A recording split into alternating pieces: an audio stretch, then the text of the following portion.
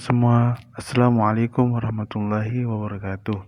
Pernahkah kalian melihat produk makanan atau minuman dengan nama yang unik, lucu, bahkan terdengar ekstrim?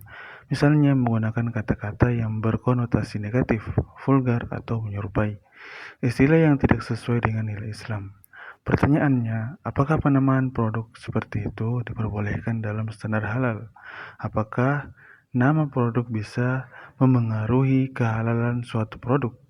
Di video ini kita akan membahas penamaan produk sesuai standar halal secara ringan, edukatif, dan mudah dipahami. Jadi, pastikan nonton sampai selesai ya. Teman-teman, ketika kita bicara tentang halal, seringkali yang terlintas di pikiran kita hanyalah bahan baku.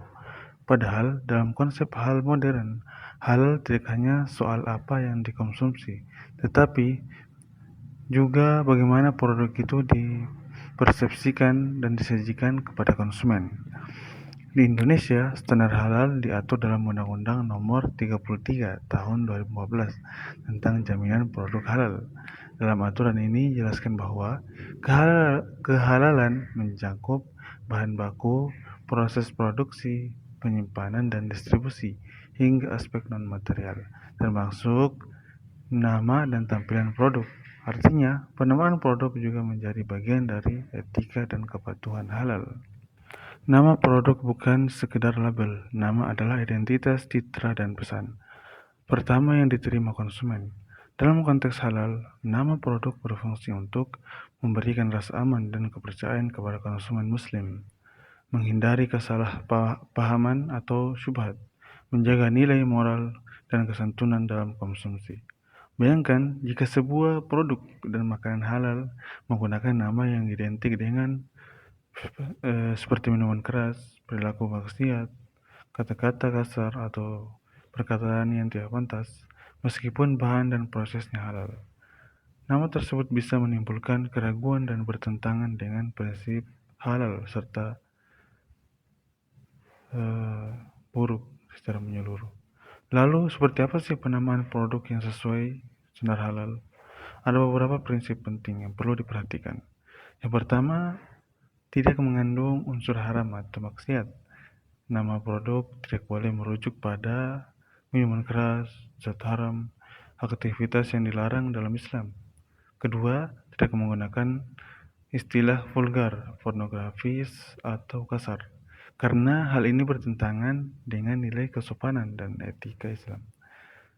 Yang ketiga, tidak menyesatkan konsumen. Nama produk harus jujur dan sesuai dengan isi produk. Tidak boleh mengelabui atau memberi kesan yang keliru.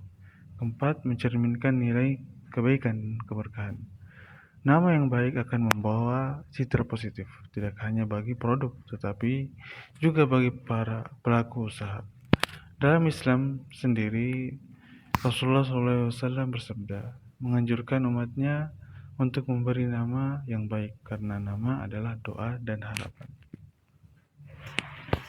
Di era persaingan bisnis yang ketat, tidak sedikit pelaku usaha yang sengaja menggunakan nama produk yang nyeleneh agar viral dan menarik perhatian. Memang strategi ini kadang berhasil secara pemasaran, namun dari sudut pandang halal dan etika bisnis Islam, hal ini perlu dikaji ulang. Produk halal seharusnya tidak hanya laris tetapi juga berkah.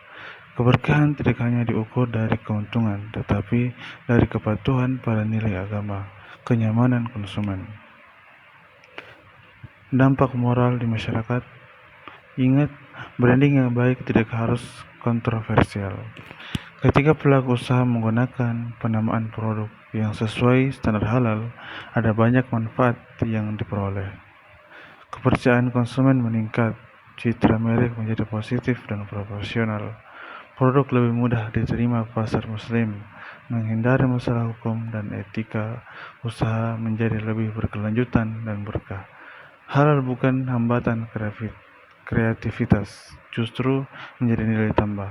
Teman-teman, penamaan produk sesuai standar halal bukan sekedar aturan, tetapi bentuk tanggung jawab, moral dan spiritual dalam berusaha. Sebagai konsumen, mari kita lebih kritis. Sebagai pelaku usaha, mari kita lebih bijak Jika video ini bermanfaat, jangan lupa like dan komen pendapat kalian. Subscribe dan bagikan ke teman-teman UMKM lainnya. Semoga usaha kita semua tidak hanya sukses, tetapi juga halal dan penuh keberkahan. Wassalamualaikum warahmatullahi wabarakatuh. Oke teman-teman, terima kasih sudah menonton videonya.